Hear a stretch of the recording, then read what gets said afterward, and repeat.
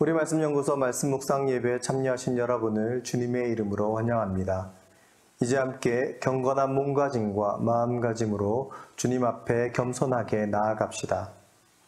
세상을 이기는 승리는 이것이니 우리의 믿음이니라. 하나님은 영이시니 예배하는 자가 영과 진리로 예배할지니라. 아멘.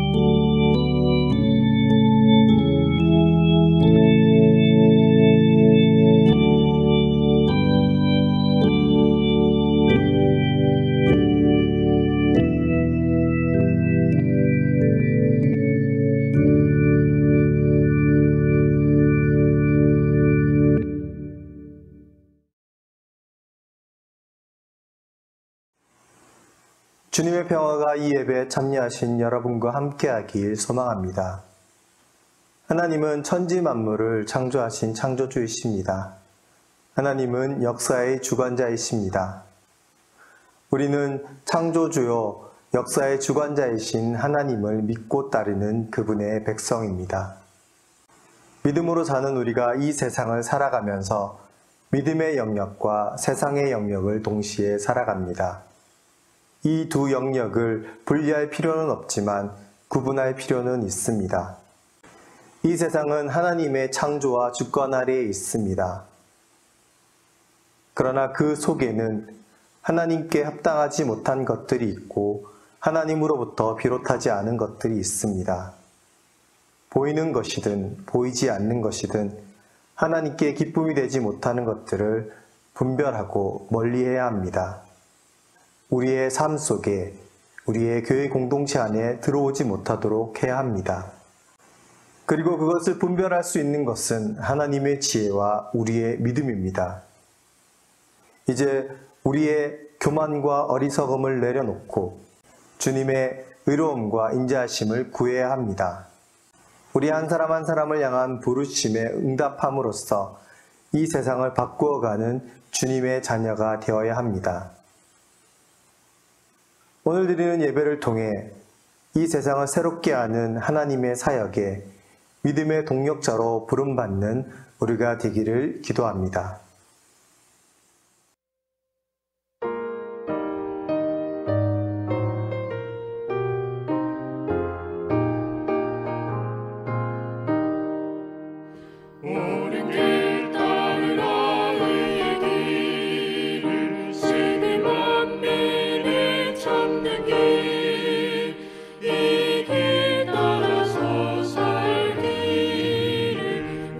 세상에 전하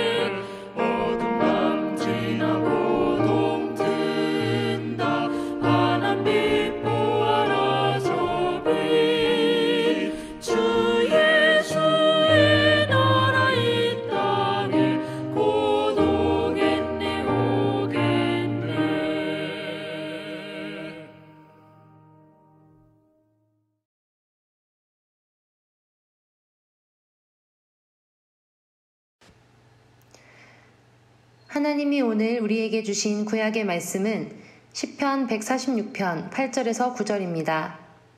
이제 받들어 읽습니다. 하나님의 말씀을 귀 기울여 들으십시오. 여호와께서 맹인들의 눈을 여시며 여호와께서 비굴한 자들을 일으키시며 여호와께서 의인들을 사랑하시며 여호와께서 나그네들을 보호하시며 고아와 과부를 붙드시고 악인들의 길을 굽게 하시는도다. 하나님이 오늘 우리에게 주신 신약의 말씀은 에베소서 1장 18절에서 19절입니다. 이제 받들어 읽습니다. 하나님의 말씀을 귀 기울여 들으십시오. 너희 마음의 눈을 밝히사 그의 부르심의 소망이 무엇이며 성도 안에서 그 기업의 영광의 풍성함이 무엇이며 그의 힘의 위력으로 역사하심을 따라 믿는 우리에게 베푸신 능력의 지극히 크심이 어떠한 것을 너희로 알게 하시기를 구하노라. 이 말씀을 통해서 하나님이 우리에게 은혜 주시길 원합니다.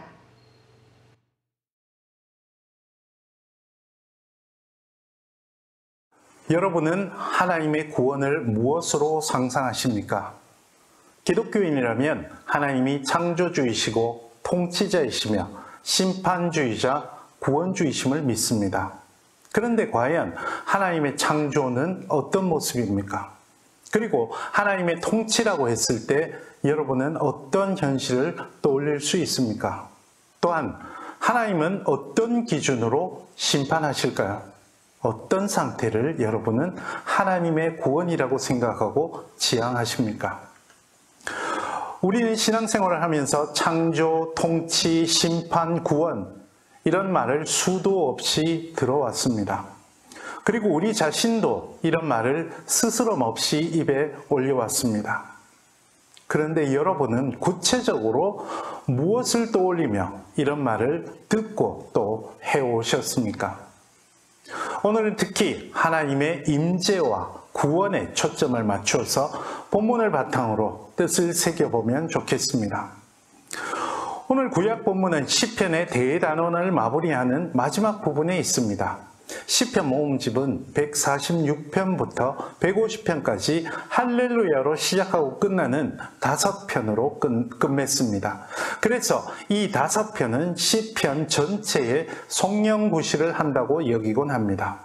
더욱이 주제에서도 서로 연관되어 있어서 하나님의 창조와 소외된 이들에 대한 관심을 가지는 공통점도 찾을 수 있습니다.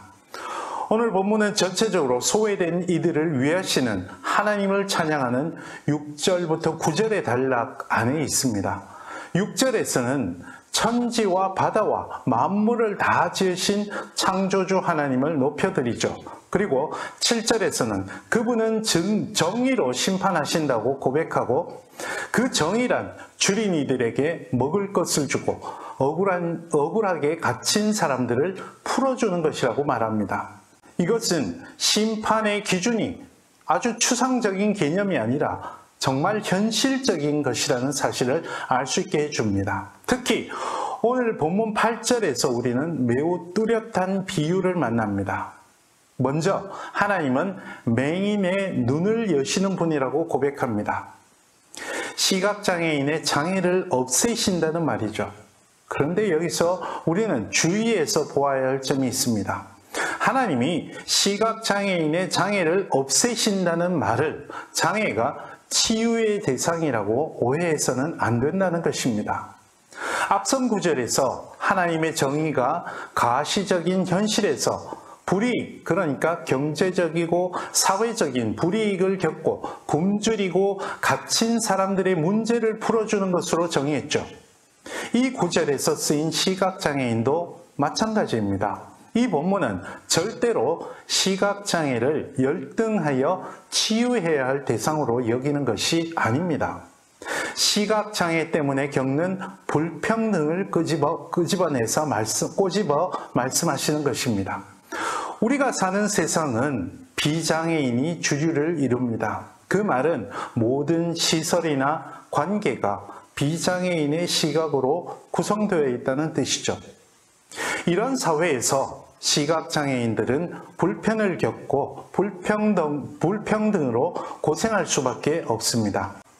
하나님은 그들의 불편과 불평등을 해소하시는 분임을 강조하는 구절이라는 말입니다. 이것은 이어지는 문장에서 그분이 비굴한 자들을 일으키신다는 표현에서도 깨달을 수 있습니다.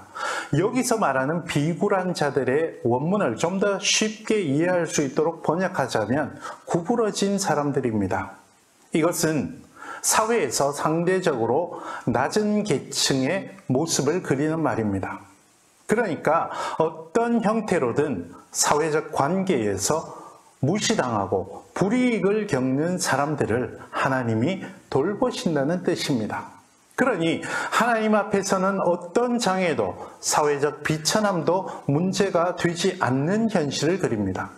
그것이 하나님의 심판의 기준이 아님을 분명히 하십니다. 이어지는 문장에서 하나님의 심판의 기준은 오로지 의인인지의 여부임을 분명히 하죠. 의인은 하나님의 가치를 공유하는 사람, 그 가치에 들어맞는 삶을 사는 사람을 뜻하겠죠. 곧 의인은 하나님의 뜻대로 억눌린 사람, 줄인 사람, 갇힌 사람의 억울함을 볼 수 있고 장애인의 불편함과 불평등, 사회적 하층민의 서름에 공감하고 그들을 위할 줄 아는 사람이라는 말입니다. 9절에서는 고대 사회에서 대표적 소외계층인 나그네, 곧 외국인 노동자나 포로, 또 가장을 잃은 고아와 과부로 구체화합니다. 하나님은 그들을 붙드시며 그것이 하나님 심판과 구원의 현실이라는 말입니다. 본문에서 그렇지 않은 사람은 악인으로 규정하죠. 여러분, 이 본문에서 우리는 하나님의 통치가 무엇인지, 구원이 무엇인지, 또 그 통치와 구원을 누리는 백성들의 삶이 어때야 하는지를 분명히 볼 수 있습니다. 오늘 우리가 사는 세상에도 본문에 드는 약자들은 여전히 우리 둘레에 있습니다. 하나님의 통치와 구원을 바라는 사람들의 눈은 그곳을 향해야 함을 분명히 본문에서 배울 수 있습니다. 오늘 에베소서의 본문은 구약 본문의 눈 모티프를 영적으로 이어봤습니다. 본문의 화자 바울은 에베소 교인들을 위해 기도하고 있습니다. 에베소 교인들의 마음의 눈을 주님이 밝혀주시라는 기도였습니다. 사실 우리가 물리적인 눈을 뜨고 있다고 해서 올바르게 본다고 할 수 없을 것입니다. 여러분은 지난 한 주 우리 눈에 들어온 것들 가운데 무엇을 지금 기억하고 계십니까? 여러분 주위의 고통을 겪는 이들을 보셨습니까? 억눌린 상황에 있는 사람들을 보셨습니까? 까닭 없이 불이익을 당하는 사람을 기억하고 있으십니까? 여러분에게 직접 간접으로 도움을 요청한 사람을 기억하고 있으십니까? 혹시 여러분은 여러분이 이루고 싶은 상황만 보고 살지는 않으셨습니까? 좀 더 높은 자리, 좀 더 편한 생활만 바라보지 않으셨습니까? 그리고 그런 상황을 가져다 줄 것 같은 일, 사람만 보지는 않으셨습니까? 구약 본문에서 우리는 하나님이 무엇을 보시는지, 또 우리가 무엇을 보기를 바라시는지 분명히 배웠는데도 말입니다. 그러면 하나님의 백성으로서 그분의 눈으로 세상을 올바르게 바라보려면 가장 먼저 무엇부터 보아야 할까요? 오늘 에베소서 본문에서 바울은 먼저 우리 주님의 부르심의 소망을 제대로 보라고 합니다. 이것이 무슨 뜻입니까? 우리 주님이 우리를 왜 부르셨습니까? 영원한 하나님 나라의 백성이 되라고 부르지 않으셨습니까? 그리고 본문 말씀대로 그 기업의 영광의 풍성함을 보라고 부르지 않으셨습니까? 그 기업의 영광이 무엇입니까? 우리가 오늘 바라는 부와 명예 같은 것일까요? 아니죠. 하나님의 무한한 나라, 그 나라의 가치죠. 구약 성경 본문에서 말하는 정의가 아니겠습니까? 그 정의를 이루려 애쓰는 의인의 삶이 아니겠습니까? 그것이 영원한 그분 나라의 참된 가치가 아니겠습니까? 오늘 우리가 그것을 보아야 하지 않겠습니까? 바울은 계속해서 19절에서 하나님의 능력을 보아 알기를 간구합니다. 하나님은 참된 우리의 창조주시오, 통치자이십니다. 예수 그리스도는 우리가 그분 나라의 백성이 될 수 있는 길을 열어주신 구원자이십니다. 그것이 우리 신앙의 본질이죠. 그것을 먼저 바라볼 때 우리는 그분의 참된 백성이 될 수 있을 것입니다. 여러분, 오늘도 우리는 이 세상의 삶을 살아갑니다. 그리고 오늘도 우리 귀에는 하나님의 창조, 통치, 심판, 구원 이런 말이 들려옵니다.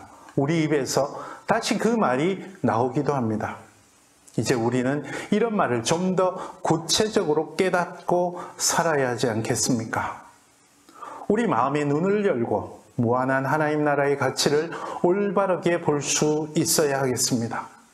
그리고 시편 본문대로 하나님의 정의를 따라 오늘 우리 삶에서 소외되고 억눌린 사람들을 위해 헌신하는 의인의 삶을 살 수 있어야 하겠습니다. 그것이 창조주, 통치자, 심판주이신 하나님의 참된 백성이 되는 비결이겠습니다. 이제 말씀을 다시 묵상하며 우리 마음의 눈을 여는 시간을 가집시다.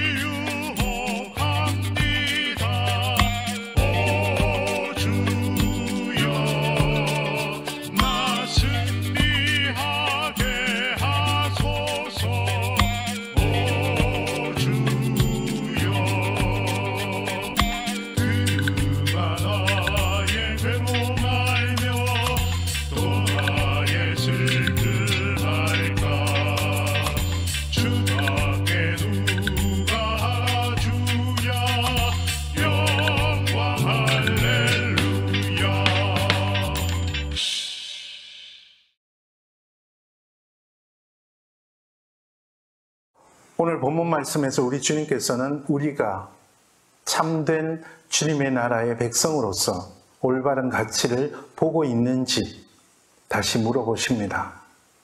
우리의 영적인 눈을 오늘 다시금 말씀 가운데서 뜰 수 있으면 참 좋겠습니다. 기도하십시다. 주 예수 그리스도의 은혜와 하나님 아버지의 사랑하심과 성령님의 교제케 하심이 이 자리에 머리 숙인 주님의 사랑하시는 백성들과 그 삶 가운데 지금부터 영원토록 함께 하시기를 간절히 축원하옵나이다. 아멘.